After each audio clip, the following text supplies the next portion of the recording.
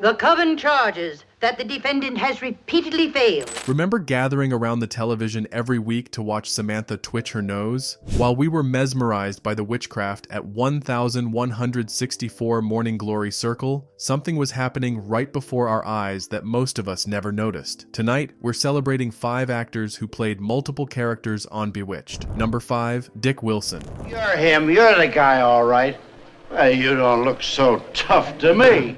If you grew up in the 60s and 70s, you probably remember Dick Wilson from those Charmin commercials where he played the fussy grocery store manager Mr. Whipple, constantly telling customers not to squeeze the toilet paper. But long before he became a household name through those advertisements, Dick Wilson was one of Bewitched's most frequently appearing supporting players, showing up in 18 different episodes between 1965 and 1972. Born Riccardo di Guglielmo in Preston, Lancashire, England in 1916, Wilson moved with his family to Canada as a young child, growing up in Hamilton, Ontario. His parents were both in show business. His father performed in vaudeville and his mother was a singer. After graduating from the Ontario College of Art and Design, Wilson followed in their footsteps, becoming a comedic acrobatic dancer who performed in vaudeville for 20 years under the stage name Dick Wilson, which was actually his mother's maiden name. During World War II, Wilson served in the Royal Canadian Air Force. After the war, he continued performing until 1954, when he became an American citizen and settled in California to pursue television and film work. He started getting television roles in 1956, and by the time Bewitched premiered in 1964, he was already a familiar face to television audiences. What made Wilson so valuable to Bewitched was his incredible versatility. The show's producers discovered they could count on him to slip into virtually any role that required a character actor. Most memoriously, he played various drunk characters. The man sitting at the bar who would witness some bit of Samantha's magic and then reach for another drink, convinced his eyes were playing tricks on him. There was something perfect about Wilson's befuddled expressions and comic timing that made these moments work. You could see the wheels turning in his head as his character tried to make sense of what he'd just witnessed, usually deciding the safest explanation was that he'd had one too many. But Wilson wasn't limited to playing inebriated barflies. Throughout his 18 appearances, he portrayed neighbors, customers, businessmen, and various other characters. He appeared as Mr. Potter in 3 episodes, as a man in a bar twice, and took on roles with names like Montague,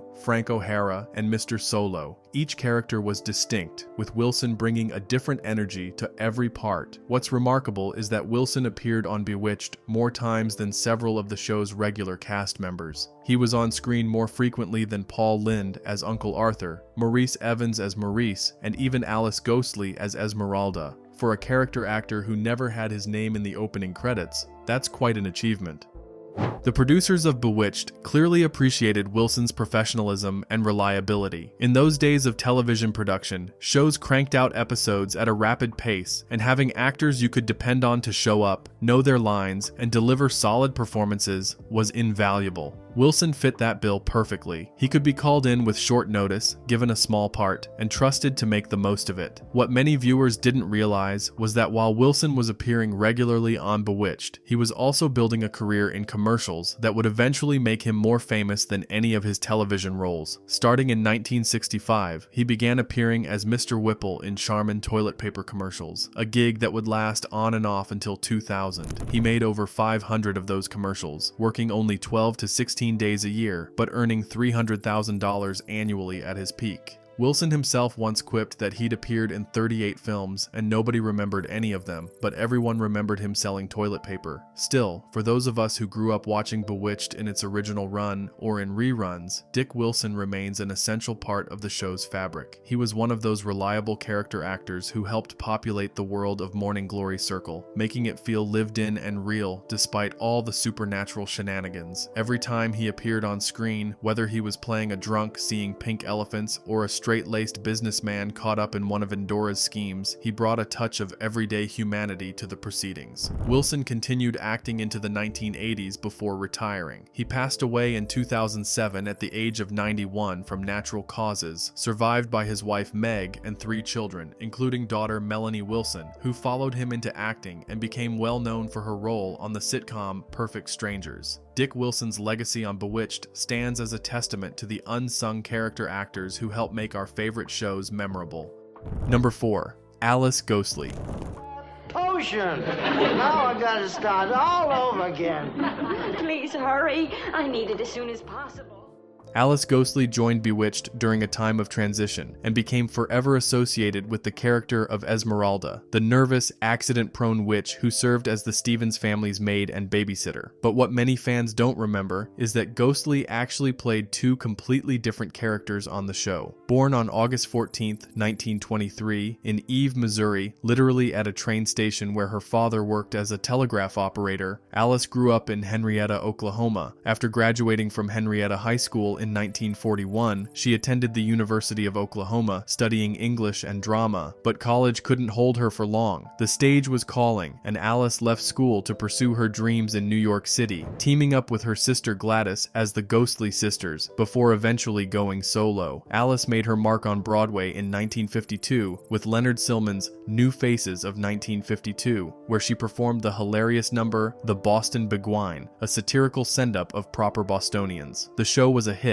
later made into a film in 1954, and it launched the careers of several performers, including Alice's fellow cast member Paul Lynde, who would also become a memorable recurring character on Bewitched as Uncle Arthur. When Alice first appeared on Bewitched in 1966, it was in a second season episode called Made to Order. She played Naomi Hogan, a mortal domestic worker hired by Darren to help out a pregnant Samantha. The character was clumsy and nervous, constantly dropping things and getting flustered, personality traits that would later define Esmeralda. But in this episode, Naomi had no magical powers whatsoever. She was simply an incompetent but well-meaning maid whose mishaps were purely human. That same year, when actress Alice Pierce, who played the nosy neighbor Gladys Kravitz, passed away, the producers offered Ghostly the role of the new Gladys, but Alice turned it down out of respect for her friend Alice Pierce. The part eventually went to Sandra Gould, who played Gladys for the remainder of the series. 3 years later, another tragedy brought Alice Ghostly back to Bewitched. Marion Lorne, who had played the beloved bumbling witch Aunt Clara since the show's beginning, passed away in May 1968. The show needed a new character to fill the void, someone who could provide comic relief through magical mishaps, but in a different way than Aunt Clara had done.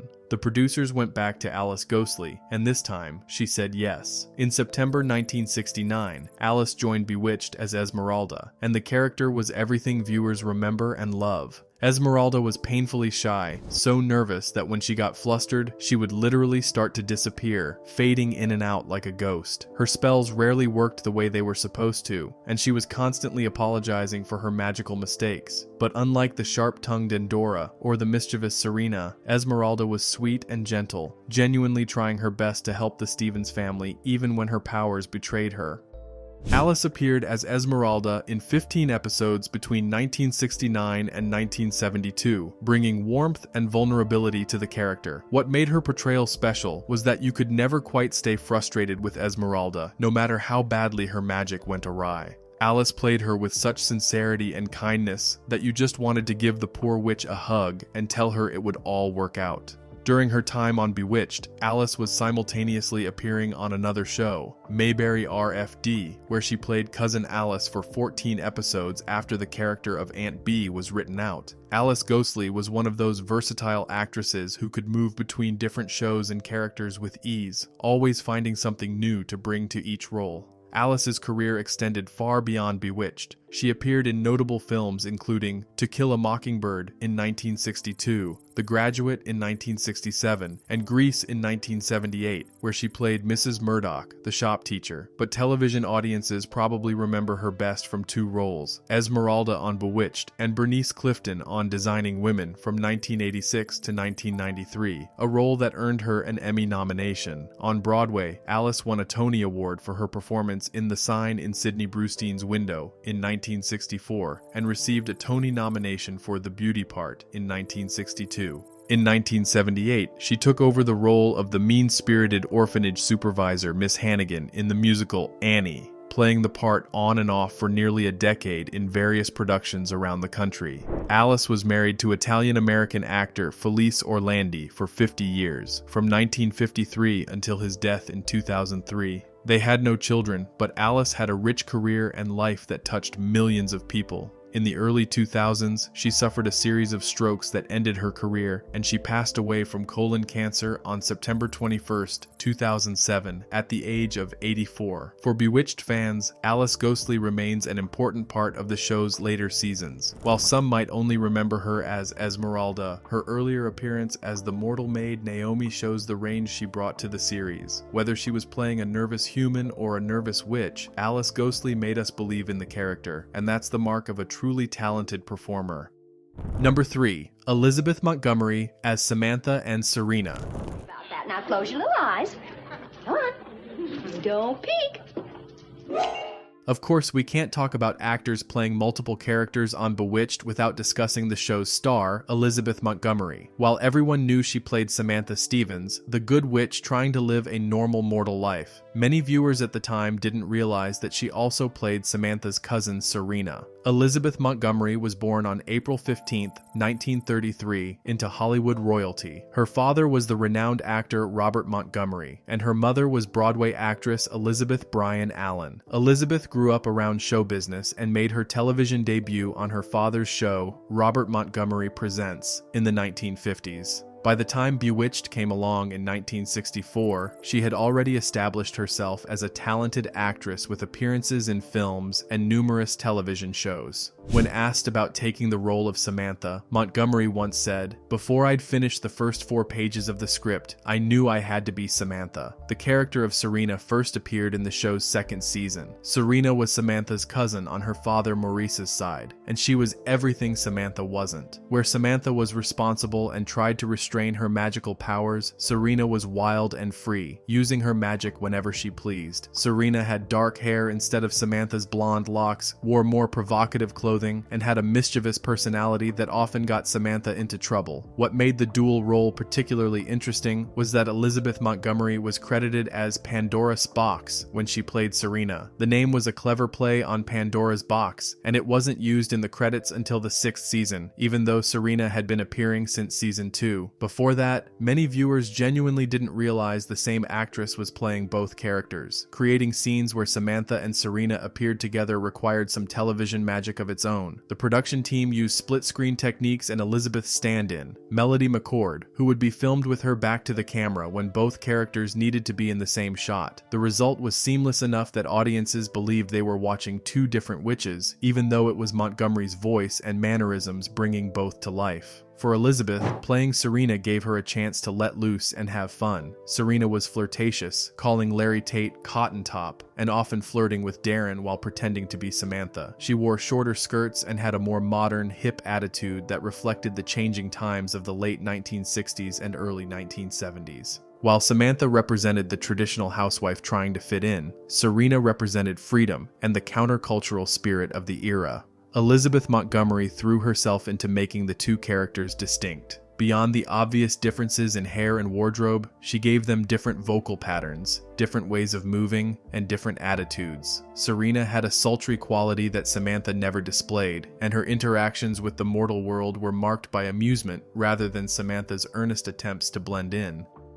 The character of Serena reportedly had some basis in reality. Elizabeth Montgomery had a real-life cousin nicknamed Panda, and this inspired both the character and the pseudonym Pandora's Box. It was one of several personal touches Elizabeth brought to Bewitched, including Samantha's signature nose twitch, which director William Asher noticed Elizabeth did naturally when she got nervous. Playing 2 roles on the same show was no small feat. It required Elizabeth to be on set more hours, to maintain 2 distinct characterizations, and to work with the technical crew to make the split-screen magic work. But she made it look effortless, and Serena became one of the most popular recurring characters on the show, even receiving fan mail addressed specifically to her. Elizabeth Montgomery's commitment to Bewitched went beyond her dual role. She appeared in all 254 episodes of the series, the only cast member with that distinction. But by 1972, after 8 seasons, she was ready to move on to more dramatic roles. The show had been renewed for a 9th season, but Elizabeth declined to return, and Bewitched came to an end. After Bewitched, Elizabeth pursued a successful career in television movies, earning Emmy nominations for her powerful performances in A Case of Rape in 1974 and The Legend of Lizzie Borden in 1975. She was also deeply involved in political activism throughout her life, using her fame to support causes she believed in. Elizabeth Montgomery passed away on May 18, 1995, at the age of 62, just 8 weeks after being diagnosed with colon cancer. She left behind a legacy as one of television's most beloved actresses, and her performances as both Samantha and Serena remain the gold standard for playing multiple characters on a single series. To this day, when people think of Bewitched, they think of Elizabeth Montgomery, twitching her nose and making magic, whether as the sweet Samantha or the saucy Serena. Number 2. Bernard Fox. You again. Didn't I tell you to knock? When you needed a witch doctor in the world of Bewitched, there was only one person to call: Dr. Bombay. With his outrageous costumes, terrible puns, and perpetual interruption from social engagements around the globe, Dr. Bombay became one of the show's most memorable recurring characters. Welsh actor Bernard Fox brought the character to life, but before he donned the doctor's bag, he appeared on Bewitched in a completely different role. Bernard Fox was born Bernard Lawson on May 11, 1927, in Port Talbot, Glamorgan, Wales. He came from a theatrical family. His parents were both stage actors, and his uncle was the British actor Wilfred Lawson. Bernard was literally a performer from infancy, beginning his film career at 18 months old. By age 14, he was working as an apprentice assistant manager of a theater. When World War II came, Bernard served in the Royal Navy, and later served again during the Korean War. After his military service, he returned to acting, spending time on the London stage before an American producer promised him a shot at Hollywood. In the early 1960s, Bernard and his wife moved to Los Angeles, where he began building a career in American television. Bernard's first appearance on Bewitched came in 1966, in an episode from the show's second season. He played a character named Osgood Reitmeyer, a self-proclaimed expert on witches who claimed he could identify witches and strip them of their powers. Of course, Samantha quickly made a fool of him, causing all his anti-witchcraft gadgets to fail spectacularly on stage. It was a small role, but it gave the producers a taste of Bernard Fox's comedic talents. The following year, in 1967, Dr. Bombay made his first appearance, and Bernard Fox found his signature Bewitched character. Dr. Bombay was a warlock physician who specialized in treating supernatural ailments that mortal doctors couldn't handle. Whenever someone in the Stevens household needed magical medical attention, Samantha would call for Dr. Bombay, and he would materialize, usually in the middle of some exotic location or glamorous party. Dr. Bombay was colorful in every sense of the word. He arrived wearing different outrageous costumes depending on where he'd been. Safari gear from Africa, formal wear from a high society ball, golf clothes from the links. He spoke with Bernard Fox's natural Welsh accent, delivered terrible medical puns that would make any dad joke enthusiast groan, and showed a wandering eye for attractive women that sometimes got him into trouble. In an interview years later, Bernard Fox revealed that he based Dr. Bombay's character on a naval officer he'd served with during the war. The officer had been in charge of a camp when 6 members of the Women's Royal Naval Service arrived unexpectedly. When Fox asked what to do with them, the officer replied that he should give them a hot bran mash, some clean straw, and bed them down for the night, treating them like horses. Fox thought this was hilarious and used that same pompous, slightly clueless attitude for Dr. Bombay. In a 1998 interview, Fox explained his approach to the character. "I thought, what a great way to play Dr. Bombay. And that's the way I played him, and the Bewitched writers just kept writing him back in." What made Dr. Bombay so popular was Bernard Fox's commitment to making every appearance memorable. He didn't just show up and deliver his lines, he inhabited the character completely, adding physical comedy and improvisational touches. According to Fox, the writers gave him the basic script, but they let him add puns and comedic business if he saw opportunities, and 9 times out of 10, they kept what he came up with. Despite only appearing in 19 episodes of Bewitched between 1967 and 1972, Dr. Bombay left an indelible impression. Every time he materialized in the Stevens living room, viewers knew they were in for something entertaining. Bernard Fox made the character so distinct and memorable that he was asked to reprise the role 3 more times, once on the 1977 Bewitched spin-off Tabitha, again in 1999 on the soap opera Passions, and even as a parody Wish Doctor on PBS Pee-wee's Playhouse in 1989. Beyond Bewitched, Bernard Fox had a long and varied career. He appeared in over 30 films and countless television shows. He played Colonel Crittenden on Hogan's Heroes, Malcolm Merriweather on The Andy Griffith Show, and had roles in Disney films like Herbie Goes to Monte Carlo. He also appeared in 2 films about the Titanic disaster, 39 years apart. First in an uncredited role in A Night to Remember in 1958, where he delivered the famous line, "Iceberg, dead ahead, sir," from The Crow's Nest, and then as Colonel Archibald Gracie IV in James Cameron's 1997 Titanic. Bernard Fox also did voice work for Disney, providing the voice of the chairman in both The Rescuers in 1977 and The Rescuers Down Under in 1990. Later in his career, he appeared in The Mummy in 1999 as Winston Havelock, a retired Royal Flying Corps airman. When Bernard Fox passed away on December 14, 2016, at the age of 89, he was remembered as one of the last surviving adult cast members of Bewitched. He left behind his wife Jacqueline, daughter Amanda, and 2 grandchildren, along with a body of work that spanned 6 decades. But for many of us, he'll always be Dr. Bombay, materializing with a flourish and a terrible pun, ready to cure whatever magical malady was afflicting the Stevens household. Number 1. Rita Shaw and others as Aunt Hagatha. Thank you, Macbeth. We won't be needing you for a while. Where is the little darling?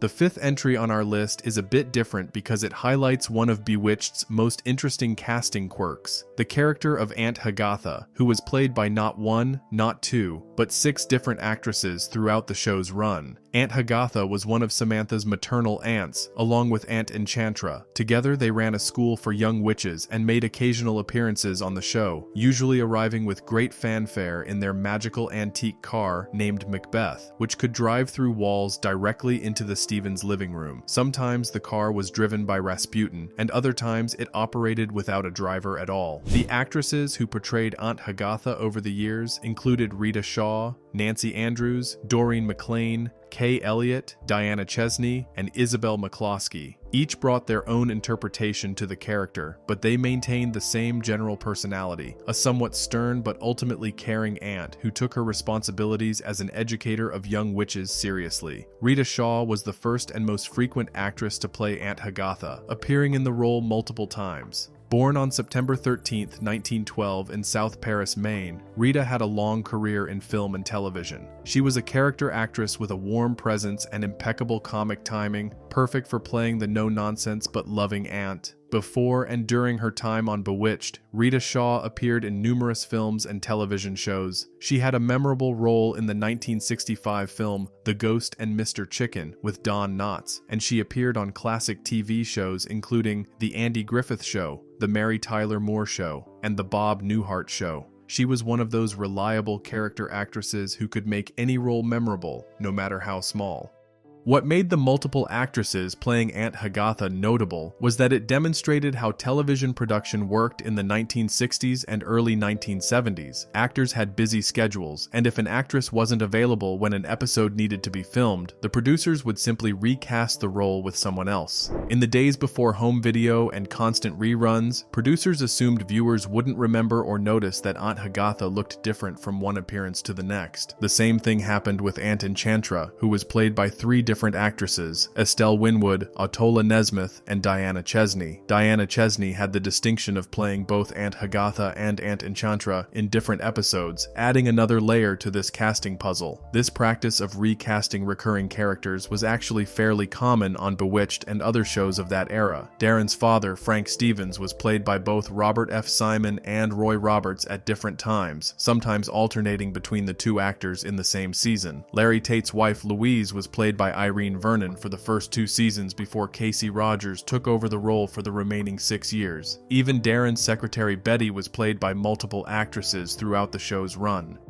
What this tells us about Bewitched is that the show's magic wasn't dependent on having the same actors in every role. The strength of the series came from its core cast: Elizabeth Montgomery, Dick York, and later Dick Sargent, Agnes Moorehead, and David White, and its imaginative storytelling. Supporting characters could come and go, and as long as they served their purpose in each episode, audiences were happy. Rita Shaw, the primary actress associated with Aunt Hagatha, continued working in television and film until the late 1970s. She appeared in the 1977 TV movie The Ghost of Flight 401 and made guest appearances on shows like Quincy M.E. and The Incredible Hulk. She passed away on January 8, 1982, at the age of 69. For modern viewers watching Bewitched on streaming services or DVD, the multiple actresses playing the same characters might seem jarring. We're used to consistency in casting, and we have the ability to binge-watch entire seasons in order, making it easier to spot when someone different is playing a role. But for audiences in the 1960s and early 1970s who watched one episode a week and didn't necessarily see every episode in order through reruns, these casting changes were less noticeable and more accepted as simply part of how television worked. The fact that 6 different actresses played Aunt Hagatha without the show explaining the changes or making a big deal about it speaks to the freewheeling nature of Bewitched's production. The show was about magic and impossibility, after all. In a world where people could turn other people into animals, where witches and warlocks popped in and out of existence, where time travel and telepathy were everyday occurrences, maybe it wasn't so strange that Aunt Hagatha could look different from one visit to the next. It was just another kind of magic. These 5 entries remind us that Bewitched was more than just a show about a witch married to a mortal. It was a showcase for talented performers who brought flexibility and creativity to their work. Dick Wilson could be anyone from a drunk in a bar to a respectable businessman. Alice Ghostly transformed from a clumsy mortal maid into a sweet but magically challenged witch. Elizabeth Montgomery gave us 2 completely different characters, each fully realized and distinct. Bernard Fox created one unforgettable character after first appearing as someone else entirely, and the multiple actresses who played Aunt Hagatha showed us that in the world of television magic, consistency wasn't always necessary for entertainment.